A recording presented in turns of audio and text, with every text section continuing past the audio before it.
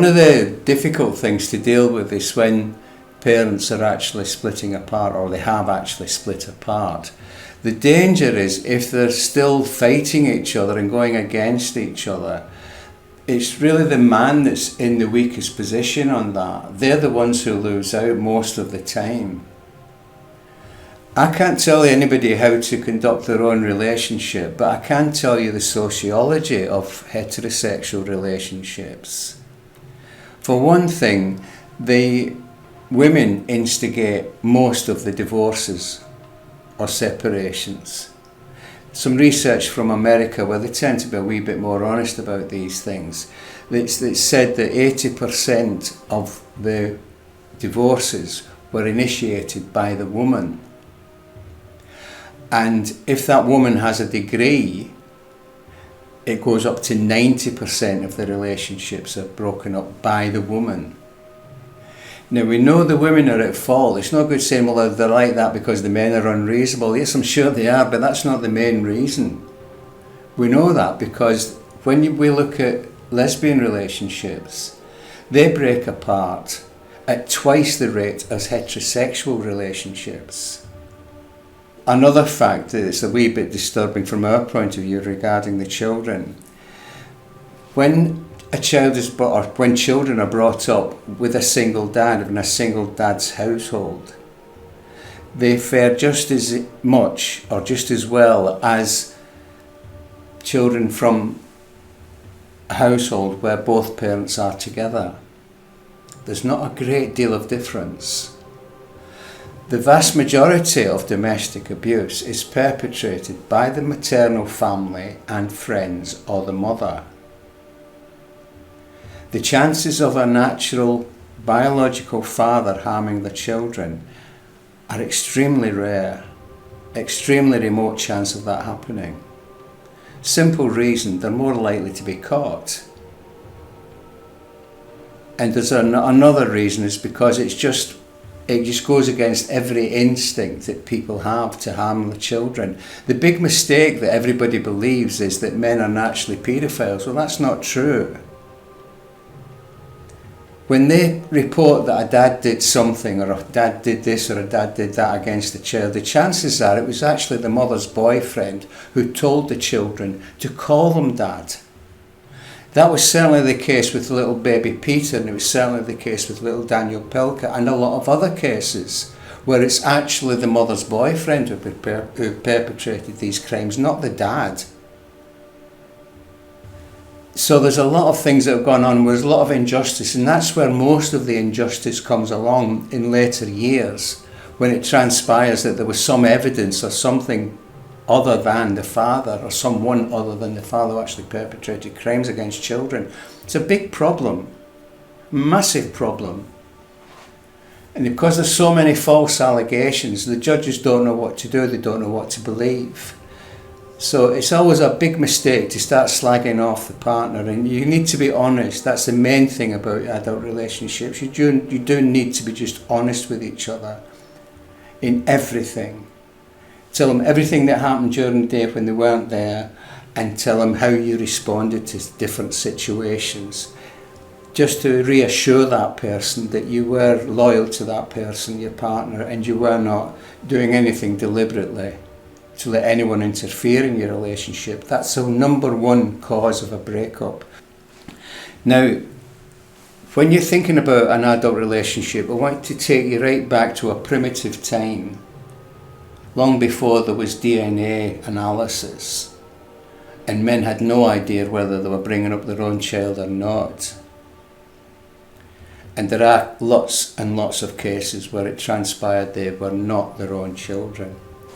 For some of us, it is such that the signs are just there, but we don't actually want to accept them. And if we do accept them, from a man's point of view, you're best to just let it go. Just bring it up as your own child rather than cause any problems. Because otherwise you'll finish up homeless, penniless and everything else. So you have to just go along with it. And a lot of us know, probably a lot more than we actually reckon on. They have that strong suspicion, and that's instinctive. Because if you take your mind back to when prehistoric times, we as human beings, as a species, we invest a great deal of time, maybe a third of our lives, for every child. So when the child is born, the father has no idea whether he's going to be investing the next 16 years of his life to someone else's child or not. All he has to go by is what the mother actually tells him.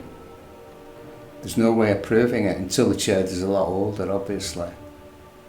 But that's just the problem that we have as men. That's the problem that we have. And if we get worried or if we get upset and if anything sort of destabilises us to think, well, hang on a minute, this doesn't look like any of my relatives, the chances are the man's got a choice. He can either argue about it, press the issue, or they can just accept it. And a lot of us do. We just accept it. We're going to have to bring up this child, even though it's someone else's. We will have to bring that child up. Otherwise, in today's society, they'll finish up homeless, penniless, and probably starve to death in a ditch somewhere. So this is the only choice that we actually have. To put up with that, and that's not a comfortable situation to be in. That is totally alienating, and we can only stand these things for so long. Then when the child gets to a certain age, there's other people who start getting involved with them, and really, they just don't care. The children by that time, they're past caring, it doesn't matter. You're not the real dad, they don't give a damn. That's the situation that men face every day. One of the main issues for men is that they come across as being violent and aggressive and confrontational and everything else. Now, it's not a gender problem. Well, it is a biological problem, put it that way, because men are the risk takers. If there was a pride of lions scouting round, the men would be first in the queue to go out there and fight them up and get them away from everyone else. So you've got to keep that in mind, that although women say, well, I will protect my children, I would face lions, yes you would, just as much as the men would, I'm sure, if you were actually confronted with them. But the thing about women protecting children, they need a dad. No, it doesn't work and just one woman. These paedophiles and people who take advantage of children, they don't give a damn about you or any women's organisations or social services or even the police. It doesn't matter to them. The only person on God's earth that they are actually afraid of is the father. So the chances are, if that father isn't there to look after a child, we talk now about fatherless children at last. We are acknowledging the fact that most of the crimes are perpetrated and most of the victims are fatherless children, or they were fatherless children. It's the big issue now that everybody's just starting to realise. It's like a big jaw-dropping duh moment. When, oh gosh, yeah, that's why these kids are getting into trouble. That's why they're being groomed, and that's why they're being assaulted. That's why they're being beaten, because the dad isn't there to guide them, to protect them. One of these guys that I was looking after in a bail hostel, he was an offender, and he told me his story, and he said there was an almighty bang on the door. Luckily it was the police. What he meant was, luckily it wasn't the father, because they were damaged. They did actually damage some of the guys that I looked after. There was one guy, they threw him out of a derelict building, broke his back. So that was his dad and his mates. So you've got to be wary of that and be aware of it. In bringing a child up to be fatherless, that's fine until they get to an age. They will actually start puberty a year younger. Girls in particular, they can go a year and 18 months earlier with their puberty. And emotionally they become, well, they're not equipped to deal with an adult relationship at an age when other girls are playing with dolls and toys. and they become codependent on people who are dominant because they haven't had a natural father to teach them father teaches his children, male and female, that they must respect each other. And the boys must respect women.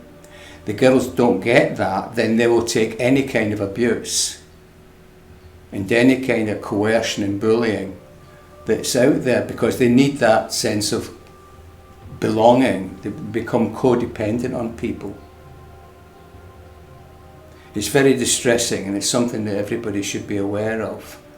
Girls in particular suffer most because they start adolescence earlier and they become codependent earlier, and there's no need for them to do that. And they have one disastrous relationship after another because they've never known love without sex being involved in it.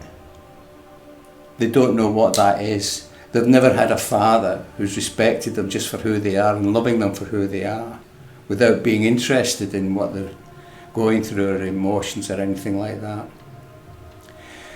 So they believe that every man needs that sex in order to have a relationship with them. And that's not a good basis for any relationship. It's not a sexual contract, although that's what it finishes up as. You protect and provide for me and I'll give you sex. That's not the way it should be, and it's not the way people should be thinking about it.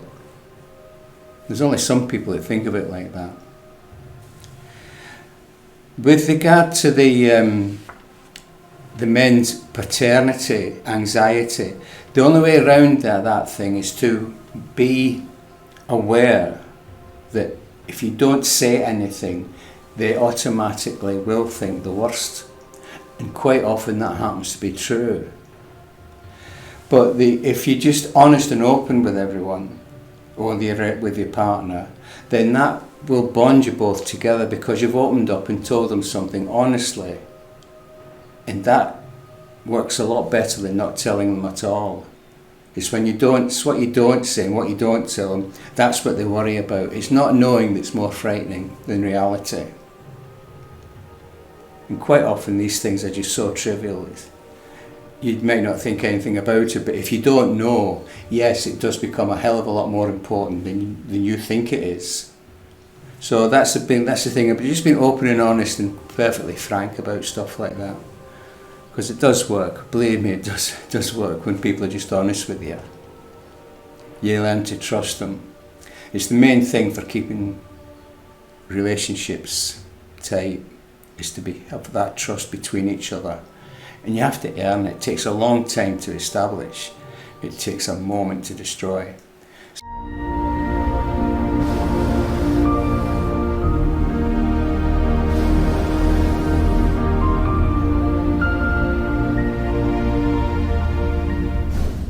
Please subscribe if you haven't done already, and tick on the bell for notifications, and click a like if you liked the video. Thanks for listening. I do appreciate it. Thank you.